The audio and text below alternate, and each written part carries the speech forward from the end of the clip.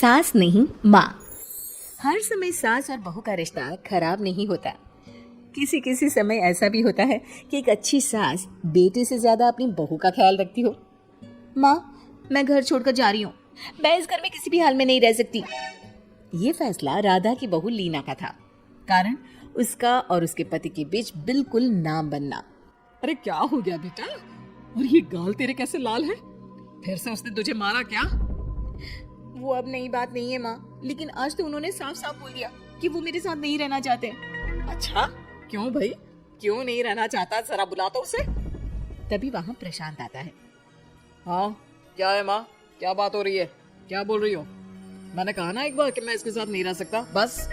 अरे ना रहे, किसने कहा? निकल जा घर से। प्रशांत माँ की बात सुनकर हैरान हो जाता है।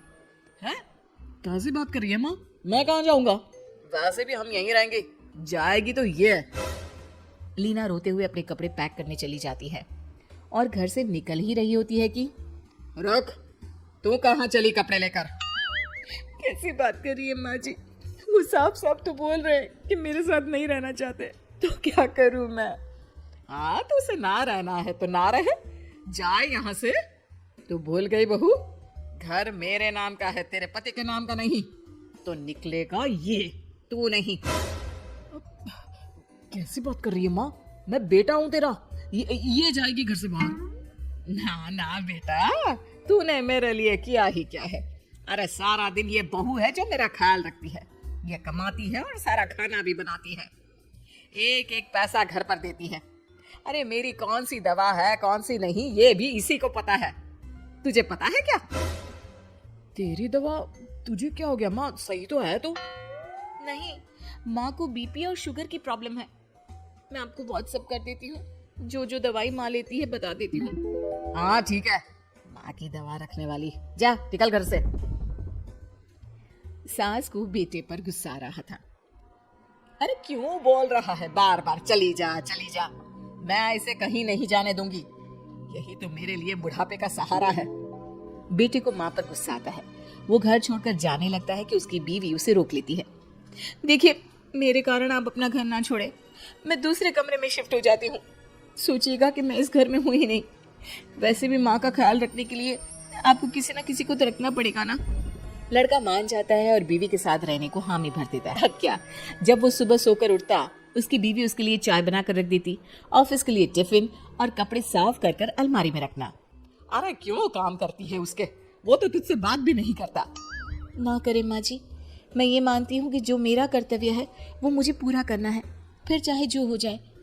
माँ जी, आप उन्हें कभी मत बताना कि ये काम मैं करती हूँ।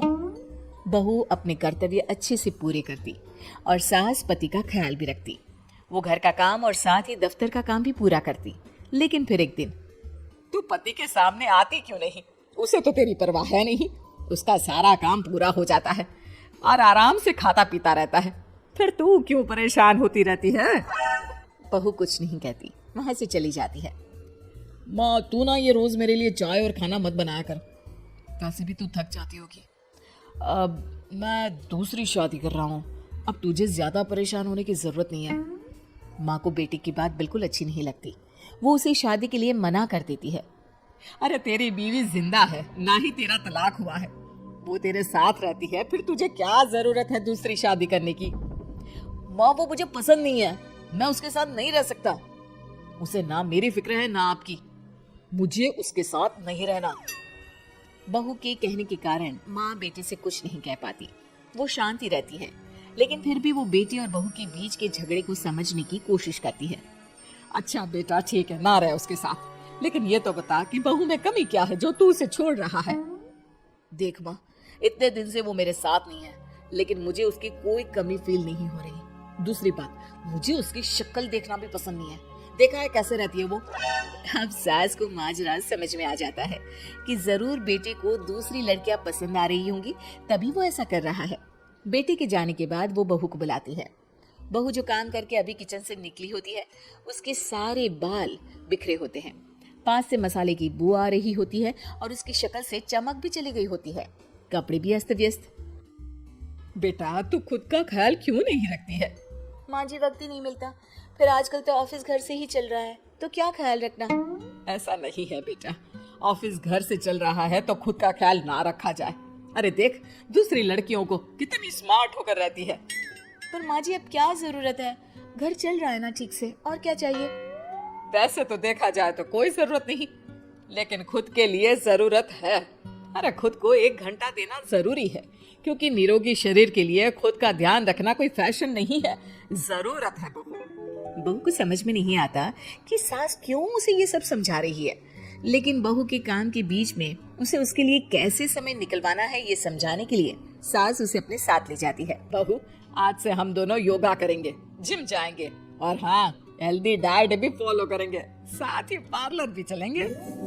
सास बहू दोनों मिलकर खुद को वक्त देना शुरू कर देती और फिर कुछ ही महीनों में। क्या बात है बहू, तू तो पहचान में ही नहीं आ रही है, कैसे?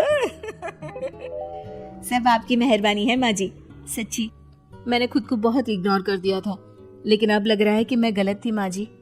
सास और बहू बात कर ही रहे होते हैं कि सामने से पति आ जाता है। वो बीवी को देखता ही रह जाता है। हाँ, तो तू क्या कह रहा था कि तू दूसरी शादी करेगा? मैंने बहू से बात कर ली है। बहू, अब कल से तू जो इसे खाना बनाकर टिफिन देती थी ना, इसके सोकर उठने से पहले चाय रख देती थी, इसके कपड़ों से लेकर सारी चीजों का ख्याल रखती थी ना, वो छोड़ देना। कल से कोई और ला रहा है ये। बेटा समझ नहीं पाता कि उसकी बीवी इतनी प्यारी कैसे हो गई। अब बहू को क्या देख रहा है? तलाक के पेपर मैंने बनवा लिए हैं, और हाँ, ऊपर का पोर्शन भी खाली करवा लिया है। किराया देकर रहना शुरू कर देना अपनी नई बीवी के साथ।